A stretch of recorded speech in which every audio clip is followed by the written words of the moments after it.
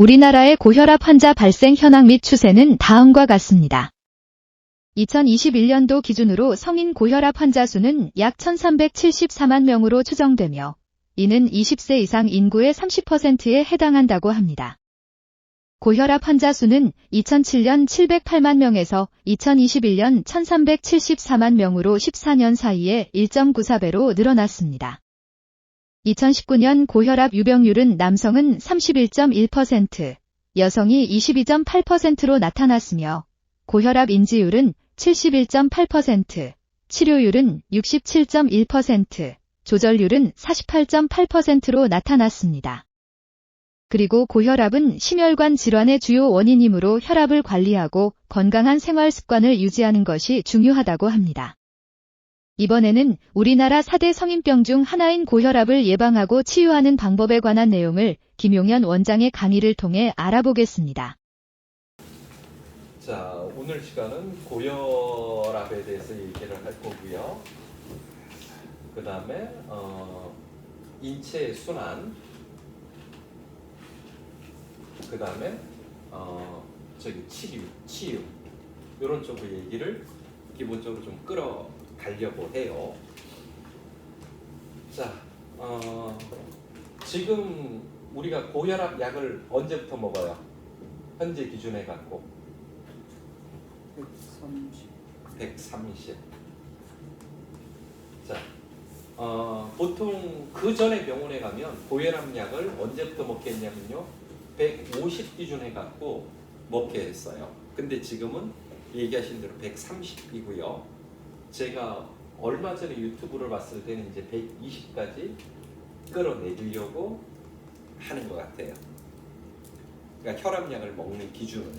그러니까 그 전까지는 지금도 대부분 의사분들이 이 150을 봐서 150 상태에서 당신은 약을 먹어야 되겠어, 안 먹어야 되겠어를 결정하는데 이게 점점 내려오고 있다는 거예요. 그러면 혈압이라는 것이 무엇인지에 대한 이해부터 기본적으로 먼저 해야 돼요.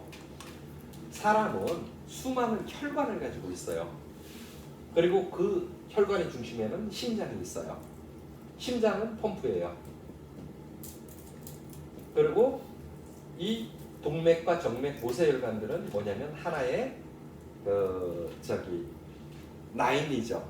근데 여기서 혈압이 고혈압으로 가려고 하면요, 첫 번째로는 펌프가 아주 좋거나, 펌프가 좋은 사람은 혈압이 높을 수밖에 없어요. 1마력짜리의 펌프와 3마력짜리 펌프를 하면 거기에 잡히는 압은 펌프가 좋을수록, 그러니까 심장이 좋을수록 그 혈압이 높을 수밖에 없어요. 심장이 나쁜 사람, 심장이 작은 애기들은요 절대 150이 못 나와요. 뭐 애들 갓난 애기들 이렇게 혈압을 잡았을 때 150이다 이러면요 걔는 죽어요. 터져서. 걔들은 보통 90 뭐 이렇게 다 100도 안 돼요. 애기 때는. 그러다가 이제 혈압이 조금 나이 따라서 쭉 올라가서 성년기 때, 그러니까 25세에서 한 40대 요럴 때가 평균 혈압이 그렇게 일정하게 유지되다가 그 다음에 나이가 들면 혈압은 자꾸 올라가요. 왜냐면 혈관이 좁아지고 혈관이 딱딱해지면 심장이 동일하기 때문에 이게 약해지죠. 그런데 어느 순간 내가 혈압이 뚝 떨어지거나 뚝 올라가는데 기준으로 삼아야 될 게 내가 평균적으로 생활하고 있는 혈압 상태가 지금 현재 120에서 110으로 낮추려고 하는 거예요. 120부터 약을 이제 투여를 하려고 하는 거고, 맨 처음에는 혈압이 140이었어요. 80년대. 그러다가 이제 이게 어디까지 떨어지고 있냐면 이제 110까지로 떨어지고 있는 부분인 거고, 이거는 과학이 정한 건 아니에요. 그래서 120을 혈압을 재고 있다는, 평균치를 재고 있다는 뜻은 이거예요. 120인 사람이 가장 많고, 그 다음에 그 밑에 100 정도 전후라던가 90 이런 사람도 있고, 140, 50이라는 사람도 있고, 160이라는 사람도 있고, 80, 90이라는 것도 있다는 뜻이에요. 그러면 이게 비정상적이냐, 비정상적이지 않느냐부터 먼저 생각을 해야 돼요. 사람마다 심장의 크기라든가 혈관의 구조에 따라서 이게 높게 잡히는 사람도 있고 낮게 잡히는 사람들인데 평균을 잡아보니까 이렇게 되더라. 그래서 유럽 쪽으로 가서 나이가 지금 이제 우리나라도 혈압이 점점 높아져야 돼요. 왜 그러냐면 평균 연령대가 자꾸 올라가잖아요. 그러면 그 나라의 혈압은 올라가줘야 돼요. 근데 뭐를 하는 거냐면 20살 때 혈압을 60인 사람한테 유지하라 그러면 저는 못해요. 제가 혈압이 148이에요. 그러니까 150이에요. 저는 148이나 150이나 뭐 그 동네니까. 그러면 내가 비정상적인 혈압이냐 이렇게 얘기하면 저는 비정상적 혈압 아니에요. 굉장히 건강한 일도 잘해요.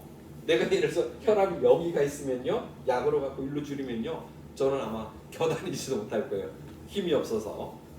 그래서 혈압의 기준을 정확하게 어떻게 잘 두느냐도 굉장히 중요하고, 나이가 들수록 혈압은 올라가고 나이가 내려갈수록 혈압은 작아요. 심장도 작고 혈관 부드러워요.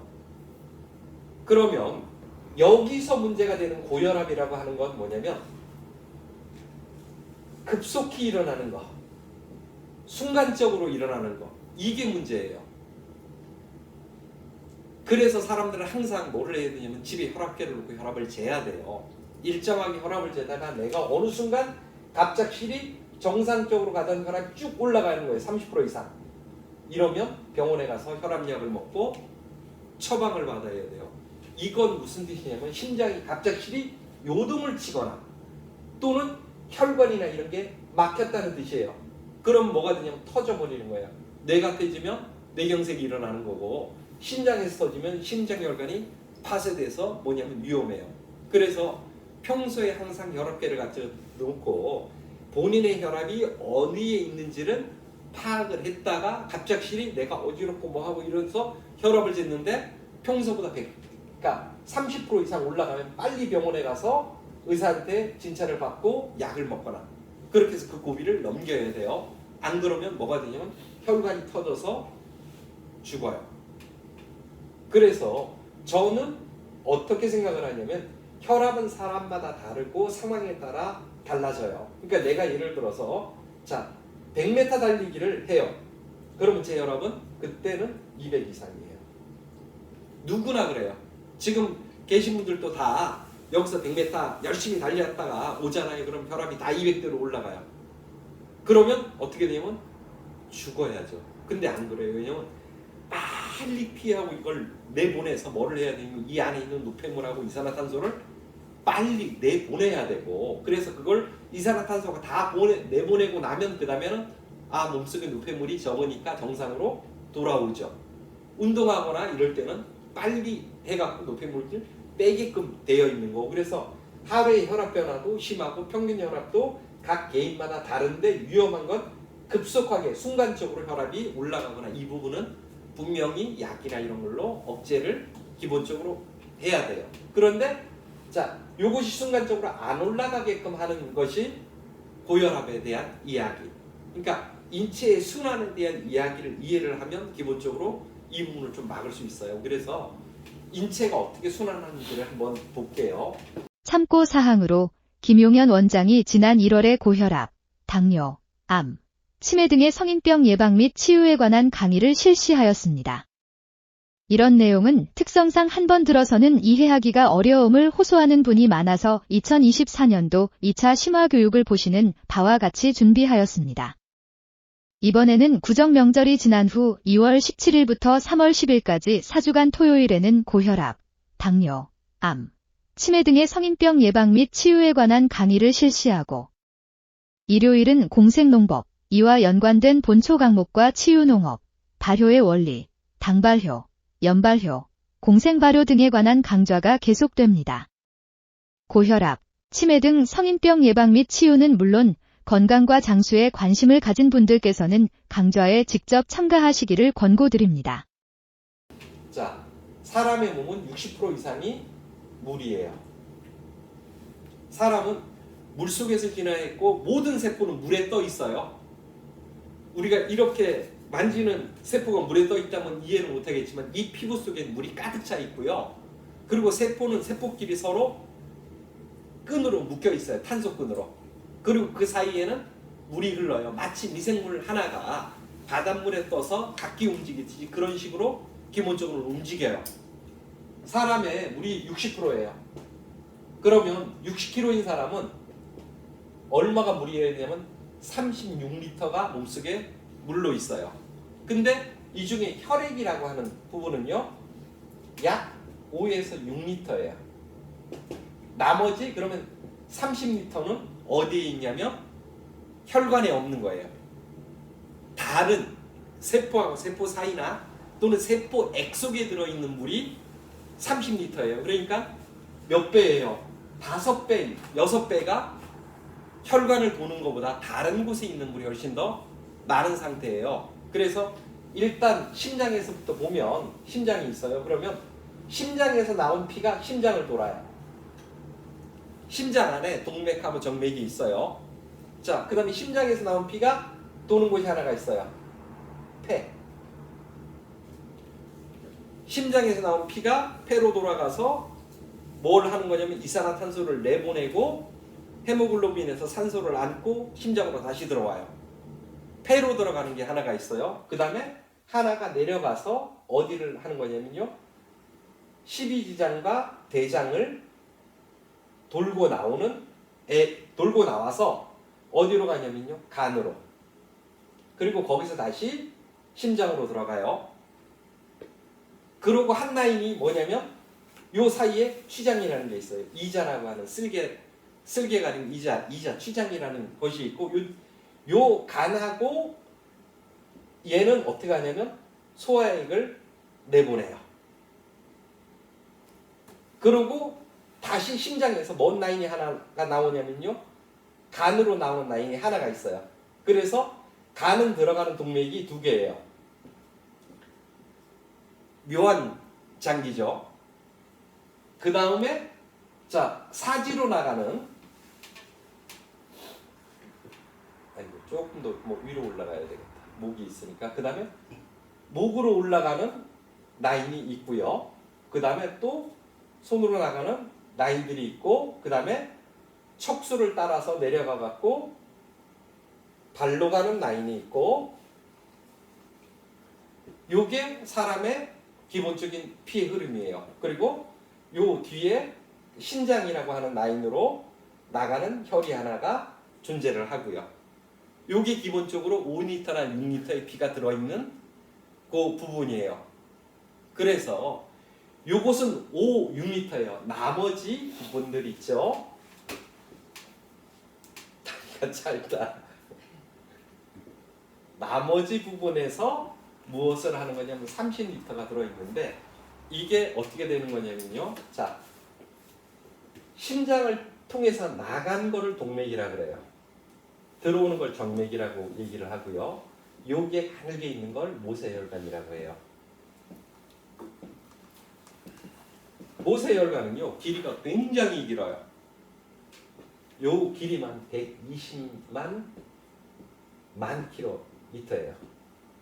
지구를 몇 바퀴 도는 거리만큼의 사람 몸속의 모세혈관이 촘촘하게 있어요. 그리고 이 모세혈관에서는 무엇을 하는 거냐면요, 들어온 영양분, 그러니까 장에서 들어온 영양분과 그러니까 장간을 통해서 들어온 영양분과 산소를 보내서 영양분과 산소를 가지고 가요. 그리고 모세혈관에서 얘들을 각기 장기로 보내요. 사람의 장기는 정확하게는요 200가지예요.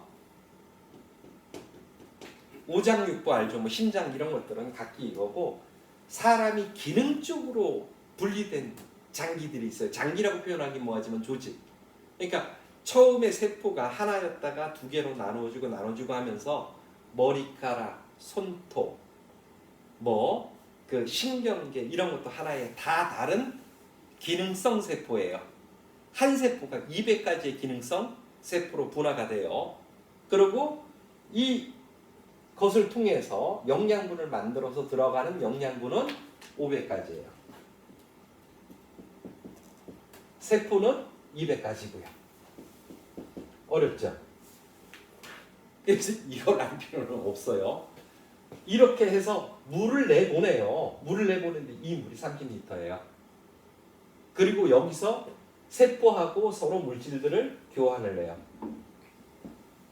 여기서는 뭐가 중요하게 되냐면 전해질의 밸런스.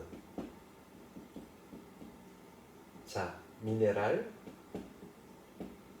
염의 밸런스가 이루어지고요. 세포의 물질을 주고받는 상계에서. 그리고 여기서 이루어지는 게 세포의 성장이나 아기 때는 세포가 늘어나요. 성장. 그 다음에 나이가 드는 사람은 세포의 재생이에요. 이것이 이루어지면 건강하고 이것이 이루어지지 않으면 건강하지 않고. 그리고 이렇게 된 애들이 뭘 하는 건 노폐물을 내보내겠죠. 이산화탄소라든가 아니면 각종 찌꺼기들, 대사물질들을 내보내서 다시 들어가는 거예요. 정맥을 통해서.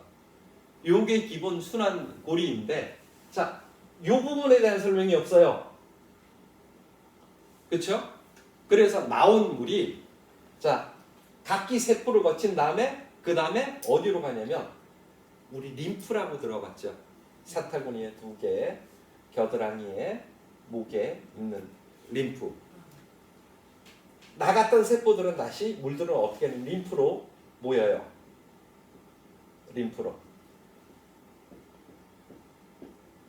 림프로 모인 다음에 얘들이 림프선을 따라서 가갖고 어디로 연결되냐면 요 쇄골 있는 대 쪽으로 해갖고 다시 심장으로 쏙 들어가요.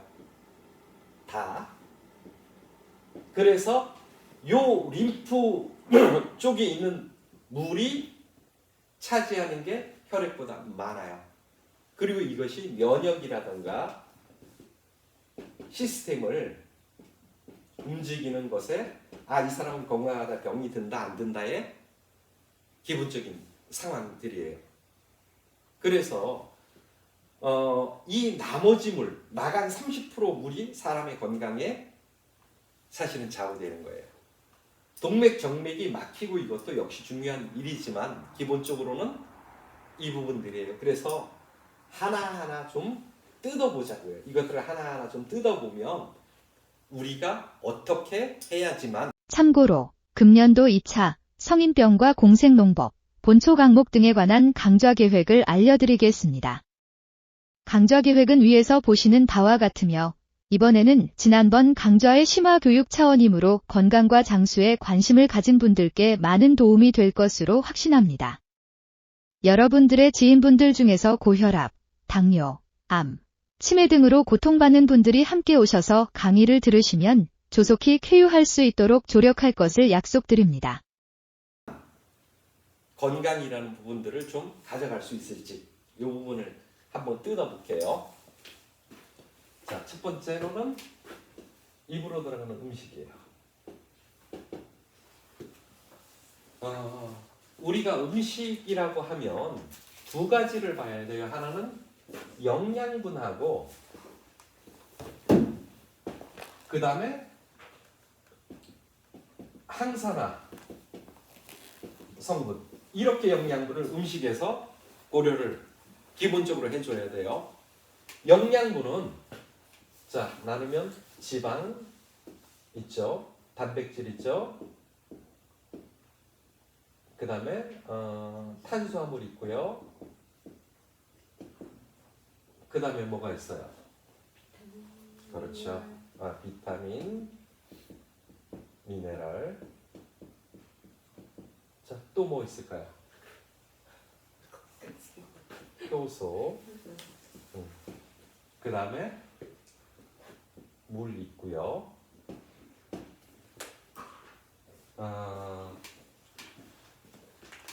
우리가 보통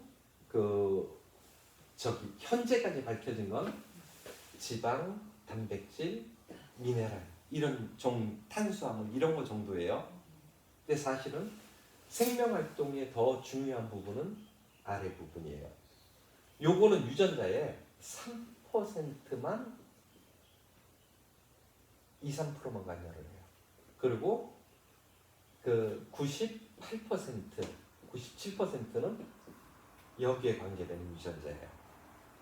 그러니까 사실은 이게 훨씬 더 유전적으로나 생명적으로나 생리 생태에서는 이 부분이 중요한데 계속 여기만 매달려요. 지방도 보면 중성 지방도 있고 그 다음에 포화 지방도 있고 불포화 지방도 있고요. 이렇게 합해서 영양분을 우리가 기본적으로 가지고 요게 들어가서 뭐를 하는 거냐면 세포를 키우는 거예요. 세포 성장, 세포 합성, 세포 재생. 이걸 해내는데 내가 세포를 키워요. 식물 세포를 배양하건 동물 세포를 배양하건 그 세포에게는요 50종 이상의 영양분이 없으면 세포 재생이 안 돼요. 무조건. 근데 비료를 넣는 거에는 50종이 없어요. 그것이 이제 가장 큰 문제로 영양 결핍, 영양이 불충분한 상태로 가버리는 상태가 나오는 게 비료를 준 음식에서 일어나는 현상들이란 말이에요. 그런데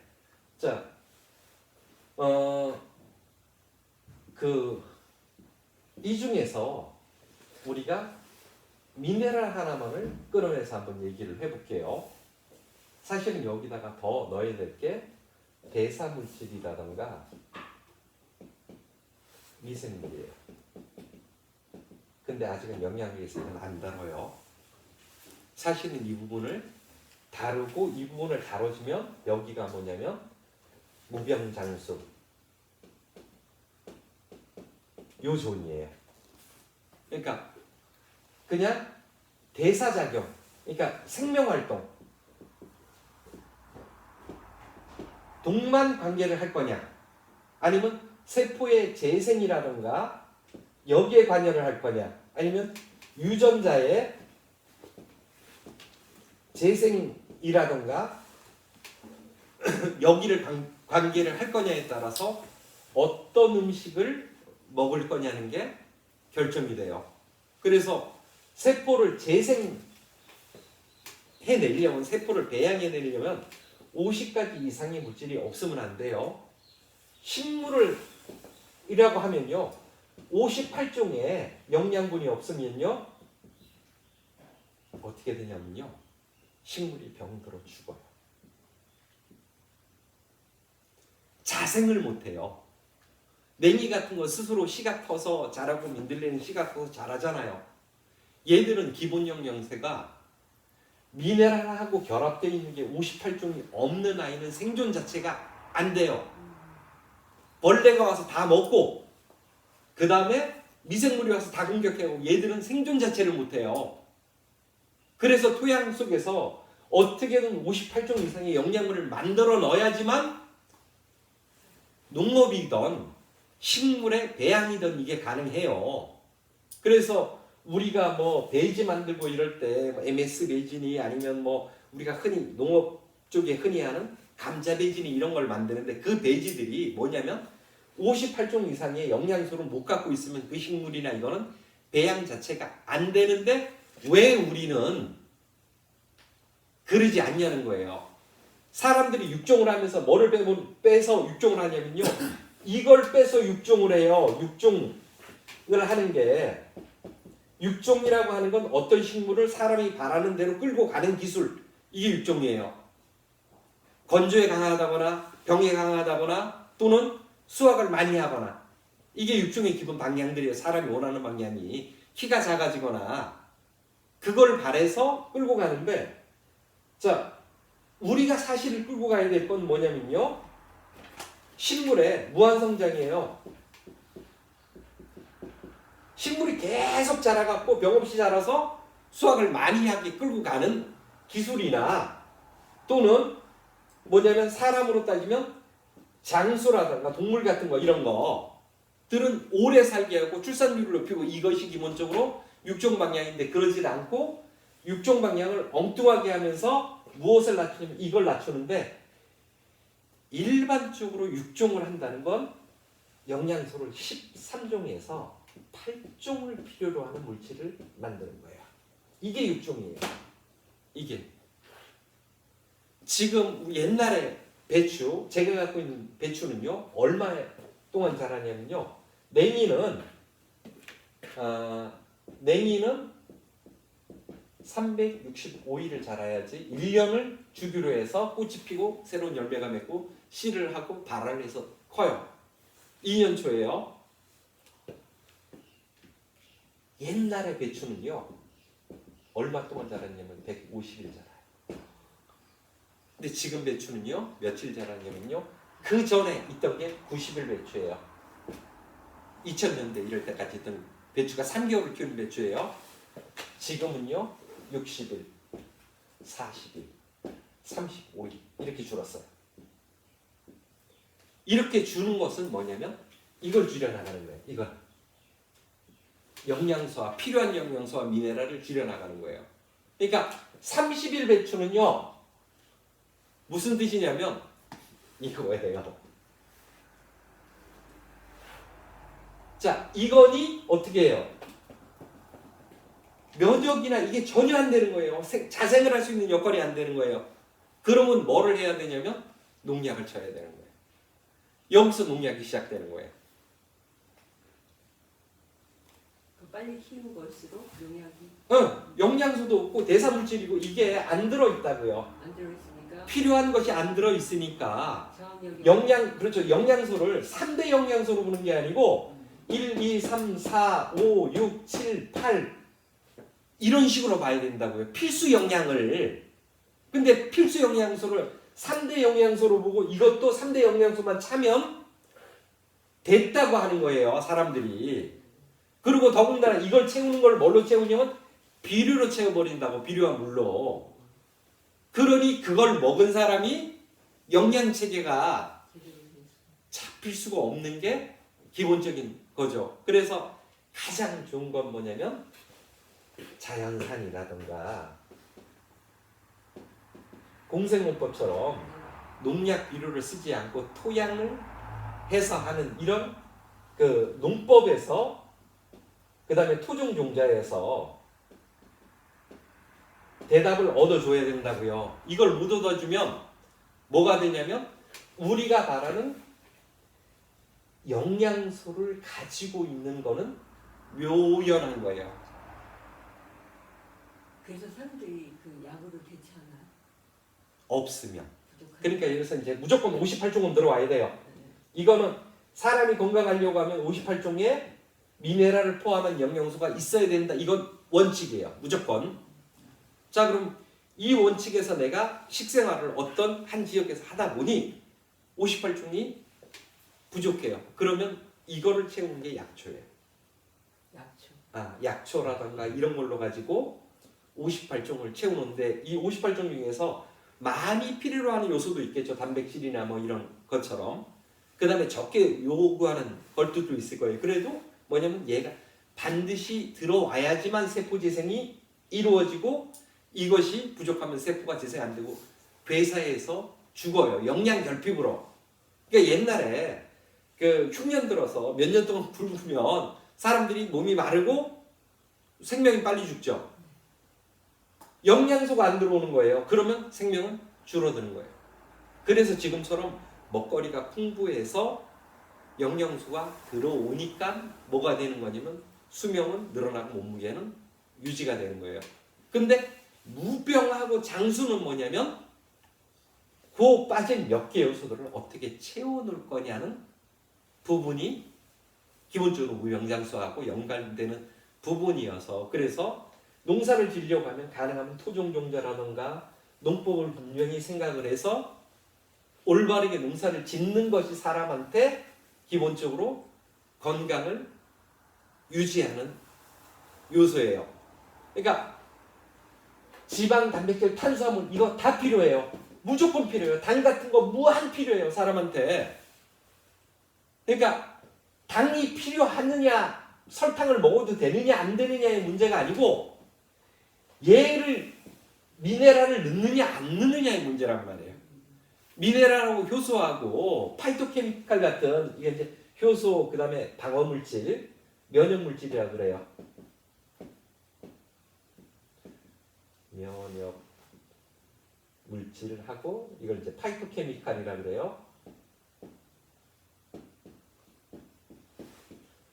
공격하는 화학 생물학적 물체.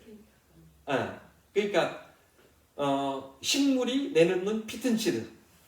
그 다음에 사람 몸속에 있는 염소 이런 것들이 다 파이토케미칼에 속하는 거예요. 이런 애들까지를 포함해서 이게 있느냐 없느냐가 병하고 기본적인 관계. 그러니까 순환 문제도 여기에 걸리는 거예요. 얘가 있으면 뭐냐면 세포 재생을 하기 때문에 이 물질은 어떻게 되냐면 이 물질이 세포 재생을 하고 세포 재생이 잘 되면 이 순환은 이루어지는데 부족하니 뭐를 해요? 병을 일으키고 그 다음에 남는 거는 지방으로 저장을 해두게 되는 거예요. 그러니 살이 찌고 그것에 의해서 또 대사가 안 이루어지고 이러는 거고. 그러니까 지방이나 탄수화물이나 이걸 많이 먹어서 살이 찌는 게 아니고 얘들을 안 먹어서 살이 찌는 거라고요. 밑에 요소를 분명하게 잡고 넘어가야 된다고. 해줘야 되는데 그걸 안 해주니까. 안 해주니까 축적해놨다가 나중에 얘가 들어오면 빼서 써서 만들려고. 내가 간세포가 안 좋아요. 그럼 간세포를 재생을 해야 되는데 지금 영양분이 들어온 거예요. 그 중에 그러면 일단 저장해놨다가 재생하는 데 필요한 모든 요소가 갖추어지면 얘를 빼서 세포를 재생을 하는 거예요. 근데 이 요소는 안 들어와요. 얘는 충분히 들어와 있어. 지금 탄수화물과 당은 설탕은 무지지장 먹으니까. 저것만 알면 비만도 해결할 수 있겠네요. 당연하죠. 그게 비만이 해결이에요. 그게 다이어트예요. 식사 조절, 그러니까 균형이 다이어트라고. 다이어트라는 용어 자체가 살을 빼서 몸무게를 줄이는 게 아니고 건강하게 하는 게 다이어트란 말이에요. 그래서 이 비율을 맞춰서 하는 식사가 첫 번째. 식단의 영양분의 비율. 그리고 항산화예요. 신선한 식품.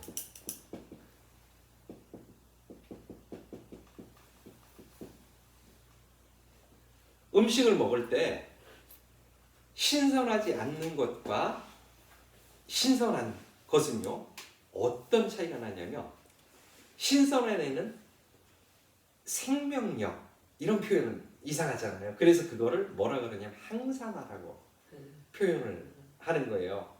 항산화 성분이 들어가면 뭐가 되는 거냐면 인체에서 활성산소가 있는데 그 활성산소를 잡아버려요. 그러니까 요 모세혈관에서 쭉 들어가면 어떻게 되냐면 세포가 있고요. 세포 미토콘드리아에서 당과 산소가 만나면 뭐가 만들어지냐면 그 에너지가 나와요. 인산이라고 하는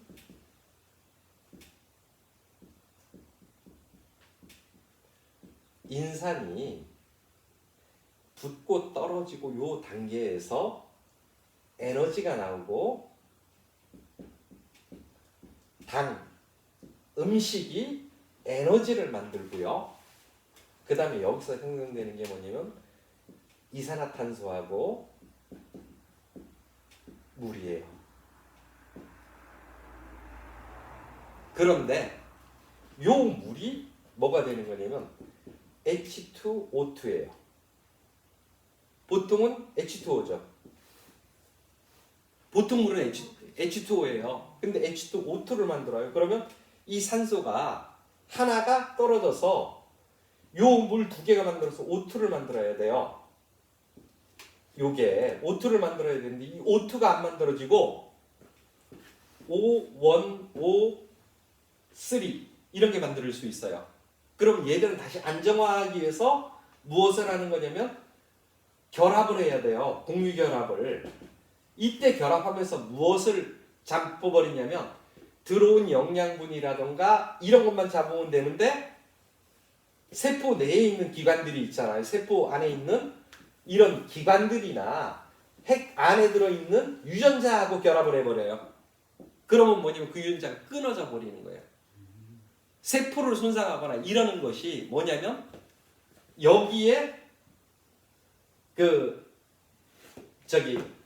이게 과산화수소예요. 산화가 과하게 된 거예요.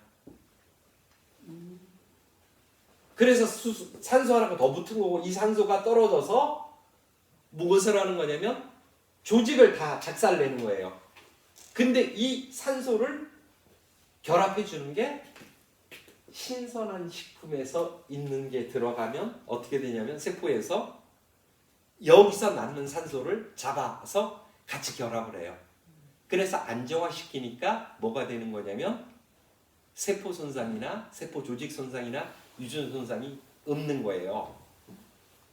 그 신선한 식품이라는 거는 바로 이렇게 그렇죠. 금방 먹어야 돼요. 과일 같은 거 익히지 않고 먹는 거. 익히지 않고. 과일, 김치, 짠. 발효식품 다 항산화율 여기 어마어마하게 높아요. 우리 저기 지금 마시는 발효액 있죠? 네. 항산화수치가 기겁하게 높아요. 그러니까 구기자 이런 거 있죠? 그게 항산화수치가 엄청나게 높아요. 그래서 개가 들어가면 심지어는 뭐를 하는 거예요? 세포를 다시 젊게 만들어요.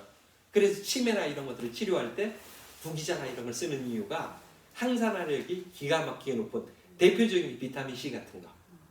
이게 항산화력이 굉장히 높아서 비타민 C를 먹어라 하는 얘기가 유기산 그 얘기가 거기서 나오는 거예요.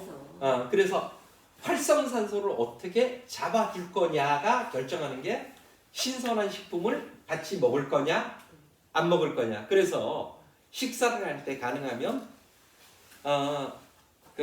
내일이라도 시간 남거나 그러면 우리 온실에 가면 뭐가 있냐면 산나물이 쫙 있어요. 망초 이런 거. 그래서 있어요? 아니면 뜯어가도 된다는 뜻이에요. 뜯어도. 같이 가서. 뜯을 수 왜냐면 있다고요? 왜냐면 그거 뜯어서 버려야지 내년에 뿌리잖아요. 그래서 어쩔 수 없이 끊어버려야 돼요. 그래서 해드릴게요. 겨울 내내 그거를 사람들이 오면 개방을 해서 뜯어가게 해요. 근데 원장님. 기대지는 않아요. 그러니까 탱탱해지고 좋아지는 건 있지만 그래도 역시 항산화력은 떨어졌어요. 물론. 그래서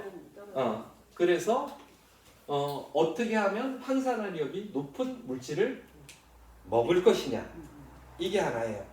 자, 그리고 두 번째로 가는 게요 뭐냐면 발효예요. 세 번째도 있어요. 이제 장의 기능.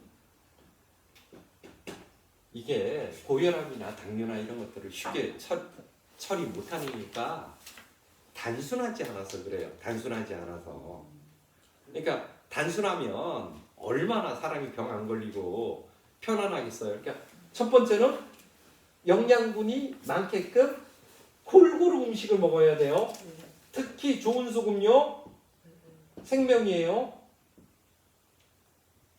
그 다음에 자연산. 맛도 달라요. 자연산은. 제가 발효는 다시 강의를 또 한 번 할 거예요. 뭐냐면 지금 이제 제가 토요일 날에 하는 강의와 일요일 날에 하는 강의가 있잖아요. 이 강의 중에서 내일은 이제 제 공생용법에 대한 것들을 할 거고 그 다음 주나 이럴 때는 발효 같은 것들을 공부를 기본적으로 할 거예요. 그런데 발효라고 하는 것이요 뭐냐면 비록 내가 이것이 좀 적은 물질을 먹더라도 뭐냐면 이거를 늙을 수 있는 방법이 그러니까 적은 걸 58종으로 늙을 수 있는 방법이 발효예요. 자 보면 배추에 섬유소가 있죠. 이 섬유소는 탄소를 기본으로 해서 만들어지지만 거기엔 미네랄이라든가 이런 것들이 단백질이나 이런 게 기본적으로 들어갈 수밖에 없어요. 그런데 그냥 상태에서는 그게 절대 흡수가 안 돼요. 대장에 들어가서 일반적으로 뭐 이렇게 단백질이나 탄수화물이 이런 건 소장, 십이지장에서 거의 흡수가 되고 그 다음에 유기산이라든가 섬유소 이런 질긴 것들 우리가 산나물, 자연산물에서 먹는 건 다 대장에 들어가서 영양분을 만들어내고 이때에 뭐가 만들어지냐면 영양분이 만들어져요. 분량이. 면역 기능이라든가 면역 물질은 다 거기서 만들어져요. 근데 이게 대장이 약하거나 이런 애들을 뭐냐면 발효를 통해서 집어넣으면 뭐가 되냐면 58종으로 적분시키는 방법이 발효라는 과정이에요.